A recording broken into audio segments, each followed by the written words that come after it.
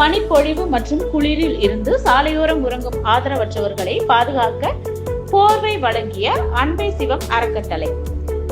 கரூர் மாவட்டம் ஆண்டான்கோவில் பகுதியைச் சேர்ந்த பாக்கியம் என்பவர் கடந்த 4 ஆண்டுகளாக அன்பே சிவம் என்ற பெயரில் அறக்கட்டளை ஒன்றை நடத்தி வருகிறார்.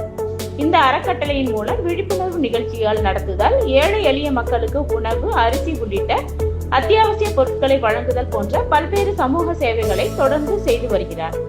தற்போது டிசம்பர் மாதம் என்பதால் பனிப்பொழிவு மற்றும் கடும் குளிர் நிலவி வருகிறது. இதனால் இரவு மற்றும் அதிகாலை நேரங்களில் வெளியே வரும் மக்கள், குறிப்பாக சாலையோரம் உறங்கும் ஆதரவற்றவர்கள் பெரும் சிரமத்திற்கு உள்ளாகி வருகின்றனர். இதனை கருத்தில் கொண்டு அன்பே சிவம் அறக்கட்டளை சார்பில் ஜவஹர் பஜார், திருக்காம்புலியூர் பேருந்து நிலையம், சர்ச் கார்னர் உள்ளிட்ட பகுதிகளில் சாலையோரம் உறங்கும் ஆதரவற்றவர்களுக்கு குளிரில் இருந்து தற்காத்துக் கொள்ளும் வகையில் 50க்கும் மேற்பட்ட நபர்களுக்கு போர்வைகள் வழங்கப்பட்டன.